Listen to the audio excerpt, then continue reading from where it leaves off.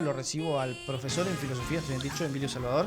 Muy bien, gracias, buen día para todos. ¿Cómo estás? ¿Cómo está? ¿Cuál es la diferencia entre filósofo y profesor de filosofía? Bueno, ya arrancamos una pregunta filosófica. Sí.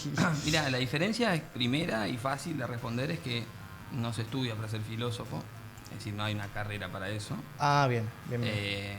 Lo otro es sí, una carrera académica formal, digamos.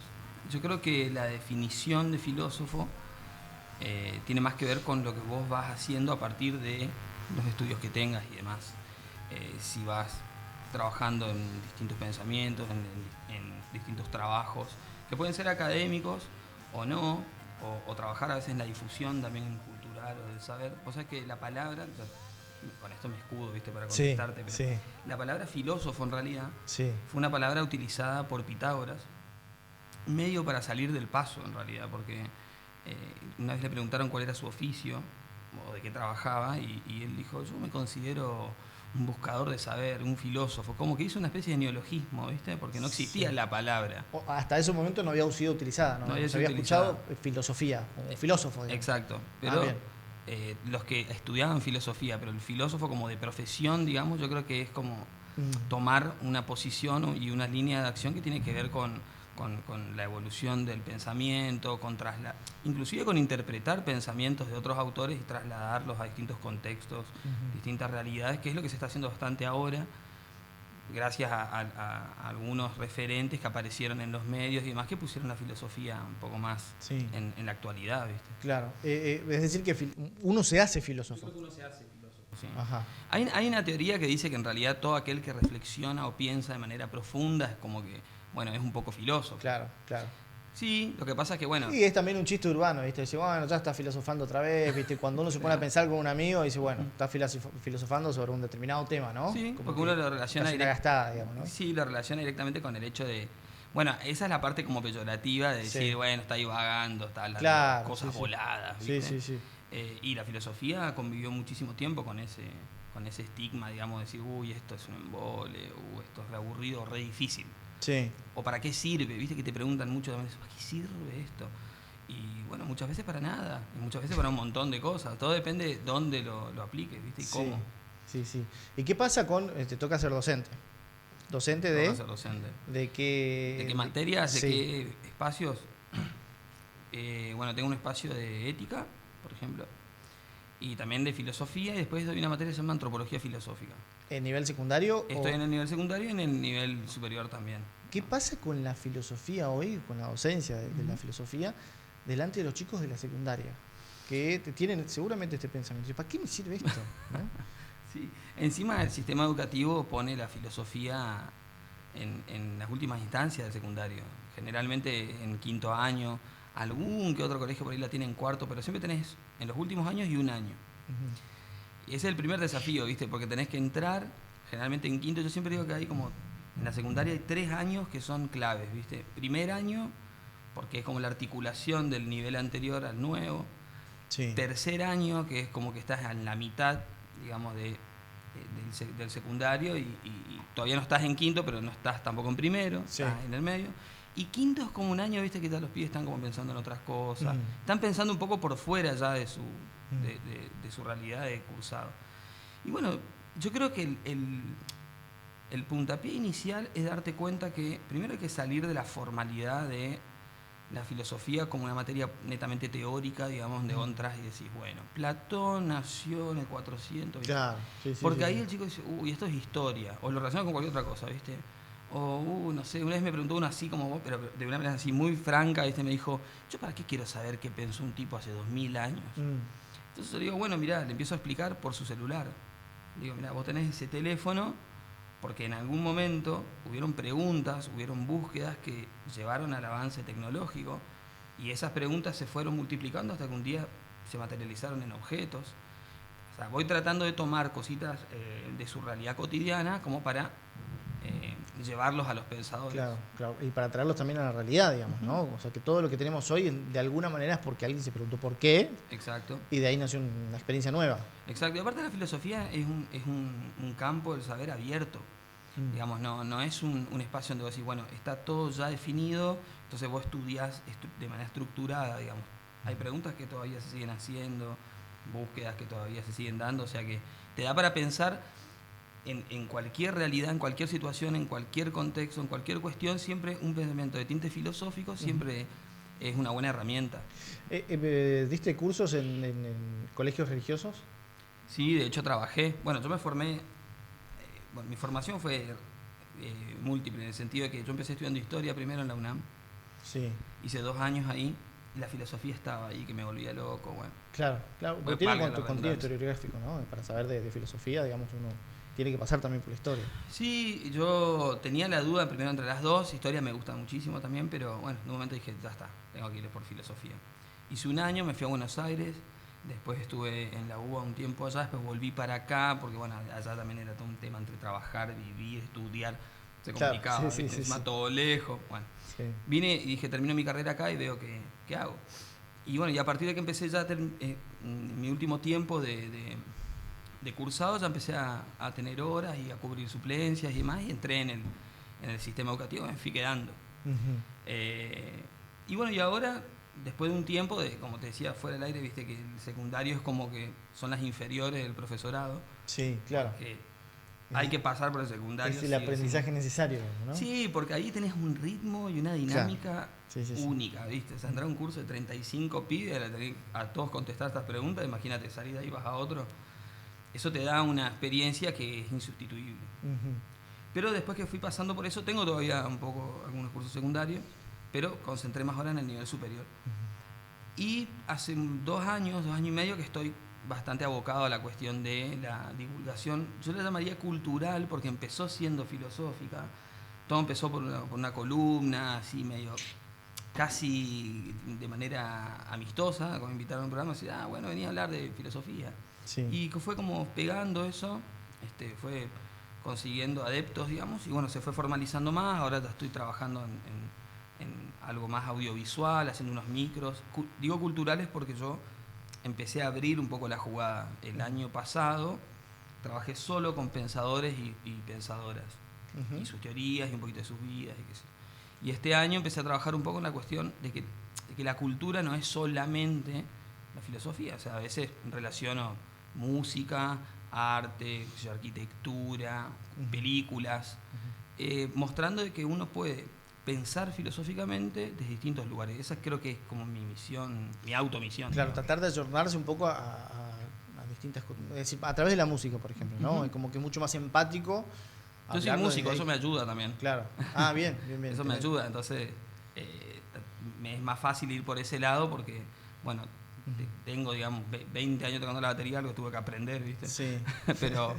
pero me gusta mucho, como vos decís, ir buscando puentes nuevos, Claro. haciendo nuevos vínculos y salir de la filosofía áulica nada más, ¿viste? Como una materia que vos estabas en el secundario y decís, bueno, la tengo que aprobar para terminar el colegio. Pero Claro, claro, claro. está bueno que te deje algo, ¿viste? Te preguntaba por el tema de los colegios religiosos porque de alguna manera o en algún momento la religión choca con los planteos filosóficos incluso, ¿no? ¿Viste?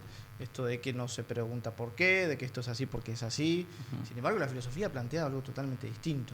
Sí, la filosofía tiene etapas, ¿viste? Y tiene autores con sistemas distintos. Algunos fueron más conciliadores, otros menos.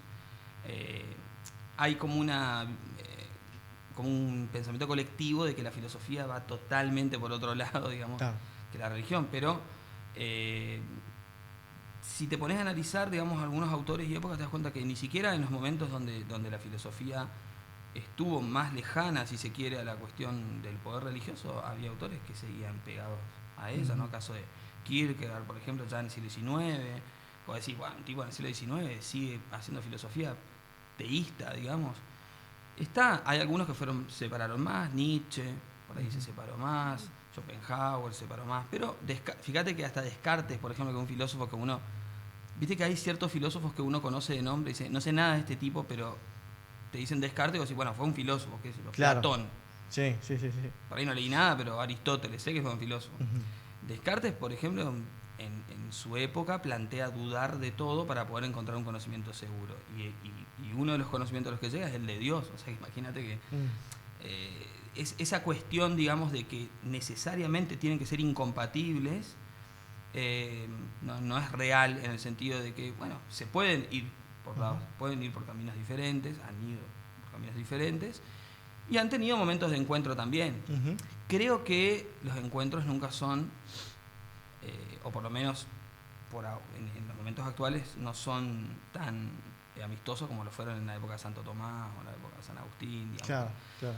Que en realidad ahí era como una teología filosófica, en realidad, ¿no es cierto? Bien. Se invirtió el rol de la filosofía, usando la filosofía como una herramienta para fines teológicos, digamos. Entiendo. Sí. Pero esa es la manera de unirla. Estaba mirando un micro de los tuyos y es realmente interesante porque, a ver, saliéndonos un poco de este tema, ¿no? Y observando un poco la realidad latinoamericana con el tema del poder político, lo que está sucediendo en Bolivia, lo que está sucediendo en Chile, lo que está sucediendo en varios países, es un poco el desafío hacia lo que hoy entendemos o contextualizamos como manejo de poder, los liderazgos en Latinoamérica. Y estaba mirando uno de tus micros que hablaba justamente de esta película de Al Pacino, muy conocida, ¿no? Del Padrino, donde haces un planteo de qué es el poder, ¿no? Y cómo lo manejan el poder y qué características tiene, hasta incluso contrario a lo que uno piensa, ¿no? Que el poder o el liderazgo está marcado por ciertas conductas de desequilibrio, cierta locura y demás. En realidad es todo lo contrario, o al menos así lo planteás. Sí. Pasa que, bueno, durante una época, durante varios siglos, particularmente desde el siglo XVII, se creyó o se divulgó esta idea de que la locura, de alguna manera, como una patología, que era muy difícil de diagnosticar en realidad, porque ¿cómo definías cuándo una persona era loca, digamos, ¿no? Y entonces, ante la duda, se hacían un montón de estudios, inclusive físicos, y bueno, se los aislaba de la sociedad, ¿no? Se crearon los psiquiátricos, la clínica, bueno, Foucault justamente, que es el que menciono ahí, habla mucho de la cuestión del nacimiento de todas estas instituciones de aislamiento social para estas personas que había que sacarlas de circulación, digamos. Pasa que cuando sacaba de circulación, el que encarna la racionalidad es el médico, en ese caso, que a su vez está avalado por el Estado, por lo tanto, él es el que tiene razón de decir, mira, vos estás loco, tenés que ir acá. Claro. Vos sos un criminal, tenés que ir acá. Y las voces de los otros no eran tan escuchadas. Yo creo que durante mucho tiempo se pensó que el uso del poder a nivel masivo era como una cosa que tenía que ver más con el carisma, o que tenía más que ver con un carácter fuerte, y como que no va de la mano de lo racional, digamos, ¿no? Y yo siempre le digo, por ejemplo, a mis alumnos, el nazismo, por ejemplo, fue un movimiento muy pensado, muy planeado, muy programado. O sea, uno empieza a estudiar, digamos, cómo se fueron desarrollando los campos de concentración, por qué estaban en determinados lugares, y vos te das cuenta que hay un plan, hay un programa ahí. Y Foucault plantea mucho esa cuestión de que es un error pensar de que el uso del poder, por más excesivo que sea, está manejado por gente que es totalmente irracional, incoherente. Claro. Desbordado por locura no. Claro, digamos, sino eso, que todo lo contrario, digamos. Exactamente. Manejando el razonamiento. No podrían concentrar el poder si fueran solamente personas que les llegan a la gente por carisma nada más, o porque tienen algún rasgo para que la gente lo siga. O sea, hay una racionalidad, e inclusive algo que plantea Foucault, y que yo lo digo en el micro, es que se racionaliza la violencia, porque uno entiende que el Estado tiene de alguna manera la potestad de utilizar la violencia en pos de la legitimidad, del orden y demás. Y eso, de alguna manera, va de la mano con lo que pasa en la película. Fíjate que, esto lo cuento, calculo que ya todo el mundo vio El Padrino. Si lo spoileo, se lo merecen, por no haberla visto. Sí. Pero lo que yo contaba ahí, por ejemplo, es que el personaje que hace Pacino, digamos que es uno de los pocos que aparecen en las tres partes de la película, al principio él aparece casi como un chico tímido, como que no estaba apuntado a ser el jefe de la familia. Pero tenía un rasgo que justamente es el que viene a colación de lo que estamos hablando, que era el más racional de todos. El más racional. Era el más racional porque él de una manera fría, tranquila, dice, bueno, esto hay que solucionarlo de esta manera. Va un día a visitar al padre al hospital y se da cuenta que no hay seguridad, lo cambia de habitación, era muy estratégico. En cambio, los hermanos mayores eran, Fredo, que era el hermano del medio, era como que lo tenían de chofer, ¿viste? Sí. No le daban mucha importancia. Y Sonny, que era el hermano mayor, era súper bélico, quería hacerle la guerra a todo el mundo, y bueno, hasta que lo mataron así. En cambio, Pacino es como que demuestra de alguna manera que el poder necesita de un piso racional. No puede haber demencia en el uso del poder.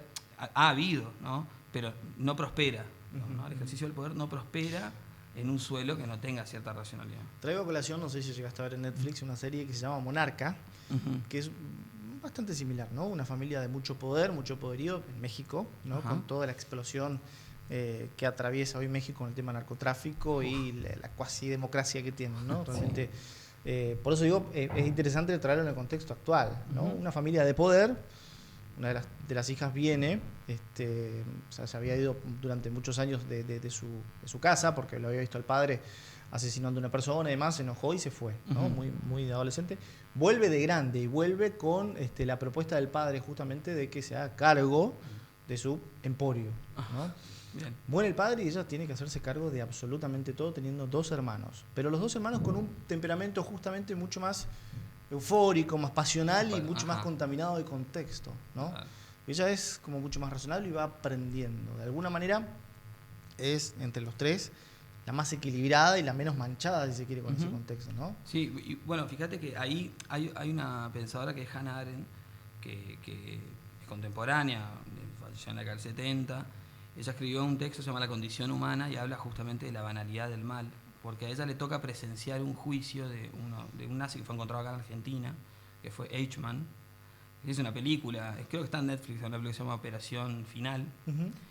Y a ella le tocó ir a cubrir, ella era cronista en un diario de Estados Unidos, es judía de origen y nacida en Alemania y vivía en Estados Unidos, o sea, tenía todos los condimentos. Una mezcla interesante. Sí. Y ella quedó muy asombrada, para hablar de esto que estamos hablando, de cómo Eichmann ella sentía que era un tipo que totalmente contrario al estereotipo de lo que uno había pensado que era. La vi esa película, sí. Sí, un tipo, ella dice, hasta frágil, inclusive físicamente. Sí, chiquitito, ordenado en su discurso, serio. O sea, y ahí decís, esto encierra algo más grave, que es que cualquier persona es capaz de hacer mal. No son estos tipos Hitler, no sé, Mussolini, estos tipos no son casos extraordinarios nada. Claro. Han tenido algún rasgo que los ha puesto en ese lugar, pero son autoadyacentes de una sociedad que tiene que hacerse responsable de la existencia también o de la puesta en escena de esas personas. Porque vos mirás una escena de Hitler acariciando el perro y decís, bueno, este tipo tiene hasta cierto cariño, tiene hasta una percepción de la realidad pintando, vos decís, es como que no te cierra con la otra imagen que ves. Y bueno, es que los seres humanos somos así, todos somos contradictorios, complejos. Y hablar de la condición del mal como algo solamente dado para determinadas personas es banalizarlo. Digamos, ¿no? Es banalizarlo. ¿El Guasón lo viste? Lo vi, me encantó. Sí. Se rompe el paradigma que por lo menos creíamos hasta hoy entre el villano y el héroe, ¿no? Exacto, sí. Bueno, creo que es una película. Bueno, hicieron muchas críticas, así que no se iba a descubrir nada nuevo, pero su tinte psicológico y sociológico, digamos, creo que es una cachetada bastante fuerte a todos los espectadores que estamos siempre pensando de que las cosas que pasan en el cine pasan en la pantalla únicamente. Y no tienen nada que... Está como disociada de la realidad, ¿viste? Vos te vas al cine y mirás una película y termina la película y te vas a tu casa y todo sigue distinto a lo que viste. ¿No? Yo creo que El Guasón, esta película pone un poco en jaque esa cuestión de, bueno, ¿por qué una persona llega de alguna manera sin justificar, ¿no cierto?, acciones, pero por qué uno llega a determinado lugar, a determinada acción? Yo siempre digo que no es lo mismo justificar que entender. O sea, vos podés entender, si querés, muchísimas cosas, independientemente de que lo justifiques o no. Pero acá hay una crítica social importante, de una cuestión de alienación, digamos, hacia una persona con determinada condición, que eso lo podemos ver nosotros acá en la calle, en todos lados. Exactamente, sí. No está lejos de nosotros eso. Tal cual, sí. Pero bueno, uno lo ve en una película de Hollywood y creo que es casi como un mecanismo de defensa, decir, no, bueno, uno se siente como alejado de eso. Sí. ¿Viste? Me acuerdo de Nietzsche cuando decía, la racionalidad moderna convirtió al ser humano en un sujeto netamente racional. Y en el fondo lo que quería hacer era esconder su animalidad. Claro, claro. Porque nosotros tenemos cuestiones instintivas, cuestiones naturales, tenemos deseos frustrados, tenemos traumas, depresión, qué sé yo, un montón de cosas. Y creencias una sobre otra, ¿no? Exactamente, que la vamos compartiendo con los demás, con nosotros mismos, la sufrimos a veces con otros, a veces con uno, pero nos cuesta mucho asumir que somos frágiles en esas cosas, entonces estamos como todo el tiempo viendo esa fragilidad en el otro, que es el éxito del cine dramático, ¿no? El éxito del cine dramático, de las tragedias, era ver plasmado lo que yo no quiero ver en mí, ver plasmado en otros, en actores, en escenas, en guiones, ¿no? Claro. Creo que el objetivo de la película fue un poco ese, pienso yo. Sí. Incluso, bueno, rompe el paradigma. Bueno, no vamos a hablar del final porque por ahí hay gente que no lo vio. Por ahí alguno todavía no lo vio. Antes de los 20 años no se puede spoilear. Siempre que hay poder, hay un contrapoder, hay a quien resistir y a quien incluso mandar o ejercer poder sobre otro. Mirá, decía Foucault lo cito mucho a Foucault porque él trabajó mucho el tema del poder y creo que es casi representativo de la cuestión. Él dice, bueno, siempre que hay poder hay resistencia al poder, pero el poder no ignora eso. Los sectores de poder necesitan de la resistencia. Necesitan porque te podría decir que el dispositivo de resistencia es intrínseco al poder. Es decir, no habría poder si no hay a quién aplicar, a quién dominar, a quién y a través de eso tener que legitimar este uso del poder. Se necesita de una oposición, si querés. Ahora, el problema es cuando la resistencia no se da cuenta o no entiende cuáles son los caminos que tiene que deconstruir para no serles beneficiosos a ese poder. Siempre que hay poder, hay un contrapoder, porque el poder es desigual. Inclusive en las relaciones más chicas, en tus relaciones familiares, o en tus relaciones de amigos, lo que sea, vos te vas a un grupo de amigos, hay roles, ¿no? Cada uno cumple un rol diferente. En algún momento uno ejerce el poder, después el poder es ejercido sobre él, pero siempre hay desigualdad. El tema es encontrar el camino para ser una resistencia que no sea beneficiosa o no sea funcional, si se quiere, a ese poder. Por ejemplo, te pongo un ejemplo que me pasó hace poco con, no sé, un chico del colegio que dice, bueno, se enojó porque estaba en contra de una decisión del colegio. Dice, voy a ir, le voy a golpear la puerta, le voy a patear la puerta. Le digo, mira, si haces eso, lo que vas a lograr es que ellos justifiquen, no argumenten nada en favor de lo que vos estás criticando y se agarren de que, bueno, vos viniste violentamente. Entonces, de alguna manera, eso que estás haciendo vos justifica que ellos ejerzan ese tipo de autoridad. Porque la gente como vos necesita esa autoridad. En cambio, si vos vas con un argumento más sólido, por lo menos los exponés a que tengan que argumentar en favor de eso que vos estás criticando. Tener una explicación coherente. Claro. Y ahí fíjate que hay racionalidad en el poder, y en la resistencia también. Uno siempre... Hay una frase que dice, bueno, es tan difícil que un pobre no se queje como que un rico no sea arrogante. Porque está todo tan cerca, ¿no? Si pobre, la queja está al lado. Y si sos rico, estás cerca de la arrogancia. Cuando vos estás en un poder de resistencia, de oposición, estás todo el tiempo tentado a ir contra ese poder de una manera, casi te podría decir, fuerte, chocante. Y sin embargo, eso termina favoreciendo a ese sector. Porque a través de esas acciones tuyas, ellos legitiman el uso de determinado disciplinamiento, de determinada autoridad. ¿La violencia es poder? La violencia es mentir, diría el indio. La violencia es mentir. La violencia... Mira, el Estado moderno ha legitimado de alguna manera la violencia. Ha legitimado la violencia. Y ¿Qué sería el Estado moderno? El Estado moderno es el Estado que surge a partir de la caída, si se quiere, de la escolástica. Estamos hablando del siglo XV, siglo XVI y demás. Los estados que de alguna manera se empiezan a separar de la cuestión religiosa. Primero se convierten en monarquía absolutistas y después empieza el sistema feudal. La caída del sistema feudal propone la burguesía como nueva clase. Se supone que un Estado es un ente regulador de derechos y obligaciones que adquiere su fuerza a partir del pacto social y el contrato entre los individuos. Pero fíjate que Hobbes, por ejemplo, que fue uno de los primeros que habló en el Leviatán de la cuestión de la construcción del Estado, cuando ilustra al soberano, lo pone con un báculo en una mano y con una espada en el otro. Eso significa que el Estado ahora va a ser quien garantice el poder espiritual y el poder de la fuerza de su territorio y de su nación. Digo, legitima la violencia en el sentido de que tiene cierto respaldo legal para ejercer la violencia cuando el orden establecido, por lo menos a través de ese Estado, es incumplido. Es lo que está entendiendo mal Chile, digamos, o sea, entendiendo mal en el sentido de que no se puede ejercer la violencia, bueno, eso es más que una violencia, ¿sabes? Es una criminalidad, digamos, ¿no? Sí. Es una criminalidad. Solamente porque yo soy el Estado, entonces tengo la legalidad de hacer eso, porque hay otros medios, digamos, o sea, no puedo justificar la violencia solamente porque yo tengo la posibilidad de hacerlo y tengo la competencia, si se quiere, legal, porque eso ya no es ni siquiera legal. ¿No? Salir a paliar gente no puede ser. Caso o si uno lo contrapone con lo que sucede en Bolivia, hay algunos conventos que marcan cierta diferencia, ¿no?